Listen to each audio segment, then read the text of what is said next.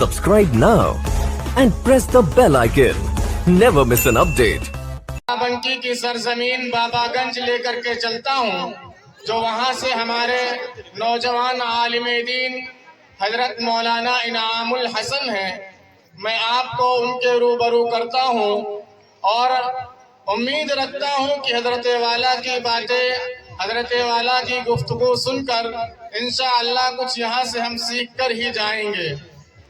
تو میں دعوت اسٹیج دیتا ہوں حضرت مولانا انعام الحسن صاحب کو۔ بہت ہی حضرت والا سے بہت ہی مؤدبانہ التماس کرتا ہوں کہ حضرت والا اسٹیج پر آئیں اور ہم سامعین کو اپنے ناصحانہ کلمات سے مستفیض فرمائیں۔ پتہ چلا جائے گا لیکن اسے کوئی چھین نہیں سکتا، نہ کوئی لوٹ سکتا ہے۔ اب میں بغیر کسی تاخیر و تمہید کے آپ جن حضرات کے لیے یہاں جمع ہوئے ہیں، جو ہمارے مہمان خصوصی ہیں، بہت ہی دیر سے انتظار کر رہے ہیں، میں آپ کو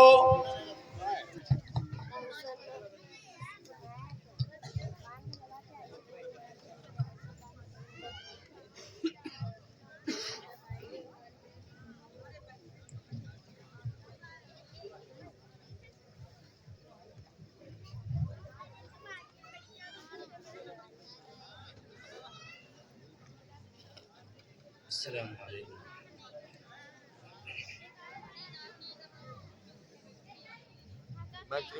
الحمد للہ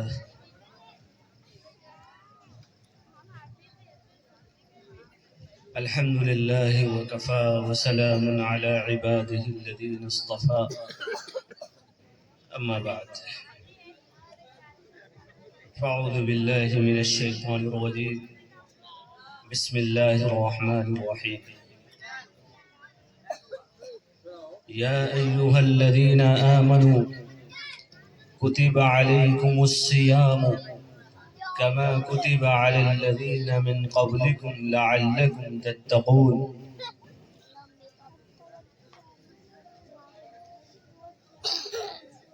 قال النبي صلى الله عليه وسلم: شعبان شهري رمضان شهر الله۔ وقال عليه الصلاة والسلام في موضع آخر: الصوم جنة۔ صدق اللہ العظیم۔ حضرات علماء کرام اور خصوصاً ہمارے ذمہ دار احباب، معاونین حضرات، میری پیاری ماں اور بہنوں، اللہ رب العزت کا بڑا فضل ہے، اس کا احسان ہے کہ آپ حضرات ایک جگہ پر دین کی باتوں کو سننے کے لیے جمع ہوئے ہیں۔ آپ کا یہ جو موضوع ہے استقبال رمضان، بہت بڑا اللہ کا احسان ہے کہ آپ اس کا استقبال کر رہے ہیں۔ اصل میں عملی جامہ پہنانا یہ ہمارا کام ہے۔ اللہ تعالی ہمیں جو مواقع عطا کر رہا ہے، ان مواقع کو ہم صحیح طور پر استعمال کرنے والے بن جائیں۔ ایسا نہ ہو کہ ہمارے سارے دن برابر ہی رہ جائیں۔ اصل سننا سنانا نہیں ہے، بلکہ اصل ہے ہم عملی طور پر اس کے پابند بن جائیں، ہماری زندگیاں صحیح رخ پر آ جائیں، ہمارا تعلق اللہ کی ذات سے مضبوط ہو جاوے۔ اس لیے کہ ہمارا اس دنیا کے اندر آنے کا مقصد ہی یہی ہے۔ اللہ تعالیٰ نے جتنی بھی شکلیں اور صورتیں پیدا فرمائی ہیں، ان تمام شکلوں اور صورتوں کے پیدا کرنے کا کوئی نہ کوئی مقصد ضرور ہے۔ اللہ کا شکر ہے آپ نے جو ہے اس کا انتظام کیا ہے۔ اصل خطاب تو ہمارے حضرت کا ہوگا، ہم تو آپ حضرات کے درمیان تھوڑی دیر کے لیے بیٹھ گئے ہیں۔ تو بتانا اس میں یہ مقصود ہے کہ دنیا میں جو ہم آئے ہیں ہمارے آنے کا مقصد ہی ہے رضائے الہی، اللہ کو راضی کرنا، اللہ کے اوامر اور جناب محمد الرسول اللہ صلی اللہ علیہ وسلم کے طریقوں پر کامل اور مکمل طور پر عمل کرنا، یہ ہماری زندگی کا مقصد ہے۔ اور اس مقصد پر ہم رہیں گے تو ہم کامیاب رہیں گے۔ اگر ہم نے مقصد کو متروک کر دیا تو ہماری بھی ویلو اور وقار سماج سے ختم ہو جائے۔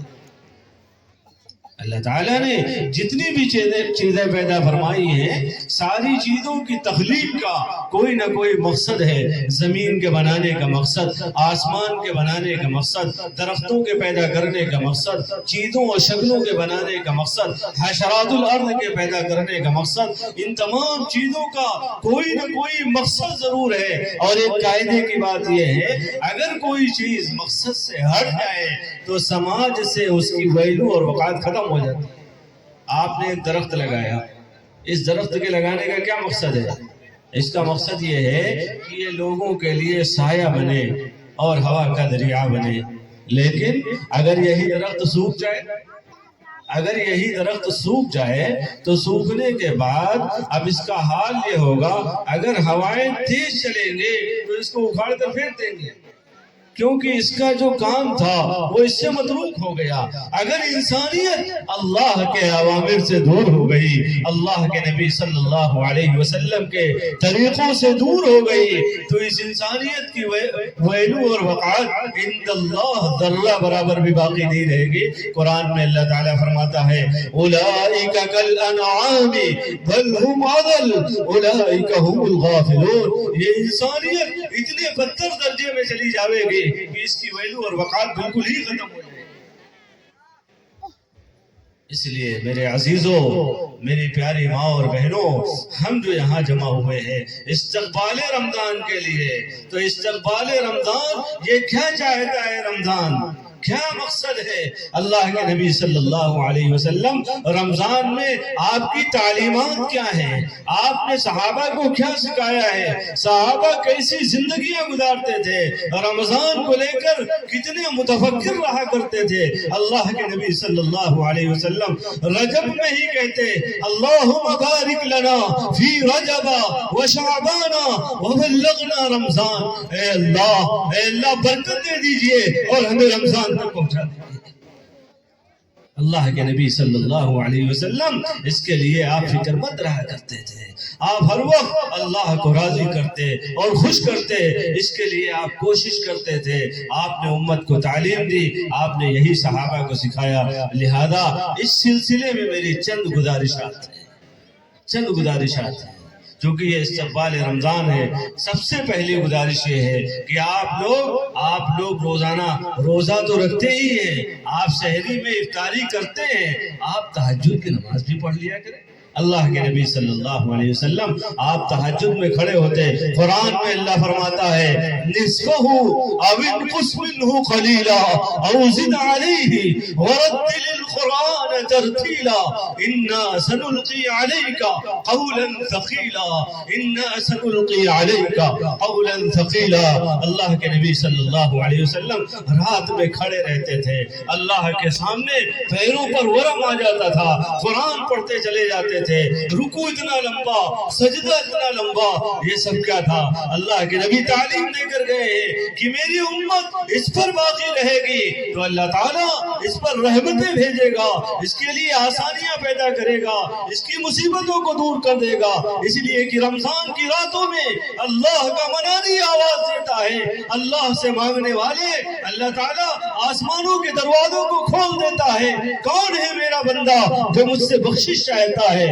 مجھ سے مغفرت چاہتا ہے، میں اپنے بندوں کو بخش دوں گا، اپنے بندوں کو معاف کر دوں گا۔ اے میرے بندو، اگر تم مجھ سے آخرت کے بارے میں سوال کرو گے تو میں تمہیں عطا کروں گا، اگر دنیا کے بارے میں مجھ سے سوال کرو گے تو میں تمہیں عطا کروں گا، تمہاری جو چاہت ہوگی وہ میں تمہاری پورا کروں گا، اور میں تمہیں کسی کے سامنے رسوا اور فضیحت نہ کروں گا۔ لہذا میرے بندو، مجھ سے مانگو، میں ہی تمہارا رب۔ قرآن میں اللہ تعالیٰ فرماتا ہے، اے انسانو تمہیں کیا ہو گیا ہے؟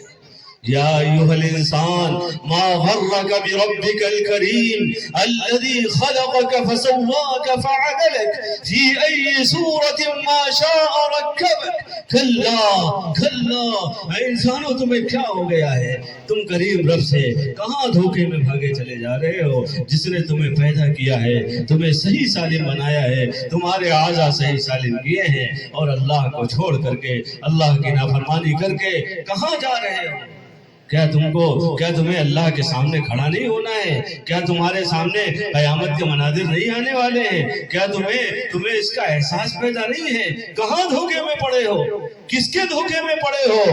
یہ مبارک ایام تم سے ضائع ہو رہے ہیں، فکر نہیں ہے؟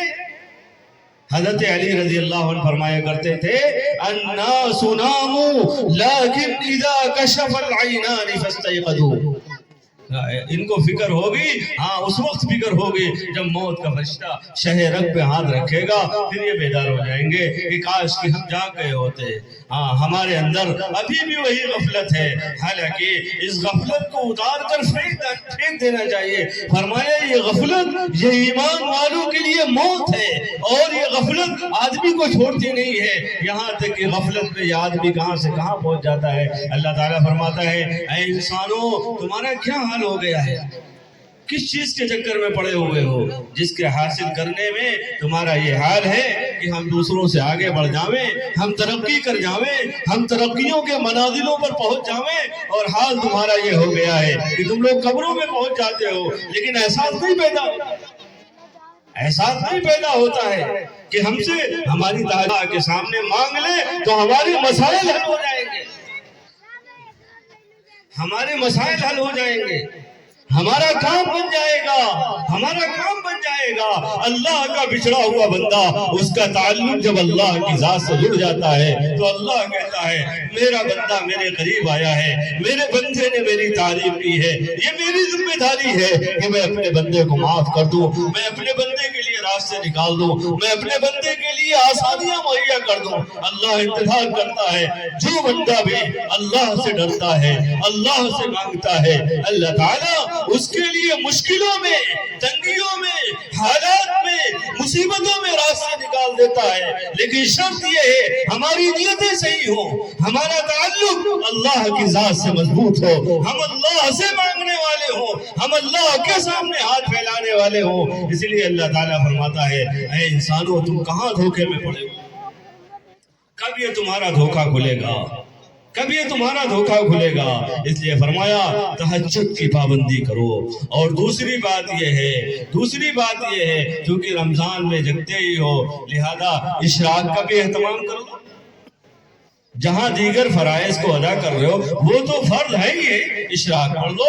یہاں رمضان کے مہینے میں نفلوں کا ثواب فرضوں کے برابر ہو جاتا ہے، اور فرضوں کا ثواب 70 فرض کے برابر ہو جاتا ہے۔ ہاں جو بھی ہم عمل کریں گے اللہ کے یہاں ہمیں اس کا ثواب ملے گا۔ اگر ہم اشراق کی نماز پڑھیں گے تو ہمیں ایک حج اور ایک عمرے کا ثواب ملے گا۔ اگر ہم چاش کی نماز پڑھیں گے تو ہمیں 12 سال کی عبادت کا ثواب ملے گا، اور ہم ہیں مبارک ایام ہم سے چلے جاتے ہیں، نمازوں کا ہم اہتمام نہیں کر پاتے۔ اس لیے میری ماں اور بہنوں، سب سے بنیادی چیز یہ ہے، اسلام کی بنیاد ہے، ہاں اسی پر کہ سب سے پہلا جو ستون ہے، ستون کے بعد جو سب سے پہلی بنیاد ہے وہ نماز ہے۔ ایمان لائے ہیں، ہم نے کلمہ پڑھا ہے، لہذا ہم کلمے کو اپنے دل میں اتارنے کے ساتھ ساتھ اب جو ارکان جڑے ہوئے ہیں ہم نمازوں کی پابندی کریں۔ ہاں ہمارے لیے رمضان اور غیر رمضان سب برابر ہو جاتے ہیں۔ میری ماں اور بہنوں، یہ مبارک ایام بار بار لوٹ کر نہیں آتے۔ بہت سے اللہ کے بندے تھے پچھلے رمضان میں تھے، اب یہ رمضان ان کے سامنے میسر نہیں ہے، وہ چلے گئے۔ اسی طریقے سے ہمیں بھی اس دنیا سے جانا ہے اور ہمارے سامنے آگے کے مراحل ہیں، آگے کی گھاٹیاں ہیں. ان گھاٹیوں میں اگر ہم چاہتے ہیں کہ ہم کامیاب ہو جائیں، ہمیں آگے کامیابی اور سربلندی مل جائے، تو ہمارے لیے ضروری ہے کہ ہم اللہ نے ہمیں جو ایام دیے ہیں ان ایاموں کو ہم صحیح طور پر گزارے، نماز کے ساتھ، روزوں کے ساتھ، ذکر کے ساتھ، عبادات کے ساتھ، تسبیحات کے ساتھ، نوافل کے ساتھ، اللہ کے اوامر کے ساتھ، اللہ کے نبی صلی اللہ علیہ وسلم کے طریقوں کے ساتھ اگر ہماری زندگیاں ہوں گے تو ہم لوگ کامیاب ہو جائیں گے، ورنہ میرے عزیزوں سوائے نقصان کے ہمارے پاس کچھ نہیں ہے، ہم تو نقصان میں پڑ جائیں گے. اور یہ نقصان کی تلافی اس وقت ہوگی جب ہم دنیا سے جا رہے ہوں گے. اللہ تعالیٰ فرماتا ہے جب بندے اپنی قبروں میں جائیں گے، جب قبر کے مناظر دیکھیں گے تو انہیں اپنے نقصان کا احساس ہوگا. جب یہ میدان محشر کے مناظر دیکھیں گے پھر انہیں نقصان کا احساس ہوگا. جب یہ جنت اور جہنم میں جانے کے جو فیصلے ہو رہے ہوں گے وہاں فیصلوں پر اعمال ناموں کے ملنے کے وقت انہیں احساس پیدا ہوگا، ان کے اندر فکریں پیدا ہوں گی، یہ اپنے اندر سوچ رہے ہوں گے. کفار تو تمنا کریں گے یا لیتنی کنت ترابا، یا لیتنی کنت ترابا. بعض تو کہیں گے کاش کہ ہمیں لوٹا دیا جاتا، بعض تو کہیں گے کاش کہ میری ماں نے مجھے جنا ہی نہ ہوتا، بعض تو یہ کہیں گے کاش ہمارے سامنے یہ منظر ہی نہ آتا. پھر انہیں احساس ہو. اس لیے فرمایا اس وقت کے احساس کے پیدا ہونے سے کوئی فائدہ نہیں ہے. ابھی ہمارے پاس وقت ہے، ابھی مہلت ہے، ہماری سانسیں چل رہی. ہم جتنا چاہیں سبحان اللہ پڑھیں، جتنا چاہیں الحمدللہ پڑھیں، جتنا چاہیں ہم اللہ کا ذکر کریں. ہمارے عمل کا رجسٹر بند ہو گیا، اب ہم سبحان اللہ نہیں کہہ سکتے. رمضان کا مہینہ تو ہمارے لیے بہت اچھا موقع ہے. ہماری مائیں اور بہنیں اپنے گھر میں گھر کے کام بھی کرتی رہیں اور ذکر بھی کرتی رہیں اور گھر میں اعتکاف بھی کروا لیں اور گھر میں کام لیتی رہیں، اپنا کام بھی کرتی رہیں. اللہ نے یہ موقع دیا ہے، یہ بار بار نہیں آتے ہیں. اس لیے ہمیں ان ایام کو صحیح طور پر گزارنا ہے، اس کی فکر کرنا ہے اور اپنے آپ کو بیدار کرنا ہے کہ دیکھو اللہ کے سامنے کھڑا ہوں. پھر جب یہ میدان محشر میں کھڑے ہوں گے، میدان محشر کا مسئلہ سامنے ہوگا، یہ آنکھوں سے دیکھیں گے. جب انہیں یقین ہوگا، یقین ہونے کے بعد اب ان کو سمجھ میں آئے گا کاش کہ میں نے اللہ کے نبی صلی اللہ علیہ وسلم کی بات مان لی ہوتی، کاش کہ ہم غفلت میں نہ ہوتے اور ہم نے اپنے آپ کو بیدار کر لیا ہوتا. میرے عزیزوں اس وقت ہمیں موقع نہیں ملے گا. ہاں یہ رمضان بھی چلے گئے ہوں گے، یہ ایام بھی چلے گئے ہوں گے، ساری چیزیں ختم ہو گئی ہوں گی. اب تو وہاں جزا کا دن ہے، اب تو وہاں بدلہ کا دن ہے. جو ہم نے کام کیے ہیں ان کاموں کی جزا ہمیں اللہ کے یہاں دی جائے گی. قرآن میں اللہ فرماتا ہے فَمَن يَعْمَلْ مِثْقَالَ ذَرَّةٍ خَيْرًا يَرَهُ وَمَن يَعْمَلْ مِثْقَالَ ذَرَّةٍ شَرًّا يَرَهُ. جو جیسے عمل کر کے آئے گا اللہ کے یہاں اس کو بدلہ دیا جائے گا. اگر روزہ رکھا ہے تو قبر میں یہ روزہ اس کے لیے یہ مصیبت سے نجات کا ذریعہ بنے گا. اگر قرآن پڑھا ہے تو یہ قرآن کی تلاوت یہ عذاب قبر سے اسے نجات دلائے گی. اگر نمازیں پڑھی ہیں تو یہ نمازیں عذاب قبر سے نجات دلائیں گی. اگر مصیبتوں پر صبر کیا ہے تو یہ صبر یہ ہمارے کام آئے گا. اگر ہم نے ذکر و اذکار کیے ہیں تو یہ ذکر و اذکار یہ ہمارے کام آئیں گے. ہم نے جو بھی ہم نے خیر کا کام کیا ہے یہ سارے خیر کے کاموں کا اجر کل ہمیں قبر میں ملے گا. جو ہم نے کیا ہے اللہ کے یہاں اس کا بدلہ ہمیں ضرور ملے گا. فَمَن يَعْمَلْ مِثْقَالَ ذَرَّةٍ خَيْرًا يَرَهُ وَمَن يَعْمَلْ مِثْقَالَ ذَرَّةٍ شَرًّا يَرَهُ. اللہ کے یہاں ظلم نہیں کیا جائے گا، وہاں تو انصاف کا معاملہ ہوگا، وہاں سو انصاف کی ترازو قائم کی جائے گی. وَالْوَزْنُ يَوْمَئِذٍ الْحَقُّ. وہاں تو حق کا معاملہ ہوگا. اس لیے میری ماں اور بہنوں یہ دنیا کی زندگی یہ امتحان کی جگہ ہے. اللہ نے ہمیں بہت تھوڑے وقت کے لیے یہاں بھیجا ہے. ہاں یہاں ہم تیاری کر لیں گے، اللہ کو راضی کر لیں گے، اپنے آپ کو اعمال سے مزین کر لیں گے، ایمانی مایا کو ایمانی بیداری اپنے اندر پیدا کر لیں گے. تو یہ ایمانی بیداری یہ ایمانی مایا فرمایا یہ ہمارے کام آئے گی اور یہ ہمیں نجات دلائے گی. اس کے لیے بنیادی سب سے بنیادی بات یہ ہے کہ کلمے کا کثرت سے ذکر کریں, کثرت سے استغفار کریں, تاکہ ہمارے اندر کی جو کجی ہے وہ ختم ہو جائے. ہمارے اندر کا جو تعلق بگڑ گیا ہے, ہمارے اندر کی کیفیتیں جو بگڑ گئی ہیں, یہ کیفیتیں صحیح رخ پر آ جائیں, ہمارا تعلق اللہ کے ذات سے مضبوط ہو جائے. کلمے کا خوب اہتمام کرنا ہے. تیسرے کلمے کی تسبیح پڑھنا ہے, استغفار کا اہتمام کرنا ہے, درود شریف کا اہتمام کرنا ہے اور کثرت سے تلاوت کرنی ہے. قرآن کریم کا نزول اسی مہینے میں ہوا ہے, اس لیے قرآن کریم کی خوب تلاوت کرنی ہے, زیادہ سے زیادہ تلاوت کرنی ہے. اپنے آپ کو دین کے کاموں میں لگائے رکھنا ہے اور آئندہ عزم کرنا ہے کہ آئندہ ہم سے کوئی گناہ نہ ہونے پاوے, ہماری نمازیں نہ چھوٹنے پاوے, کوئی خیر کا کام ہم سے ترک نہ ہونے پائے, کہ ہمیں اللہ کے سامنے کھڑا ہونا ہے. ہمارا Subscribe now and press the bell icon. Never miss an update.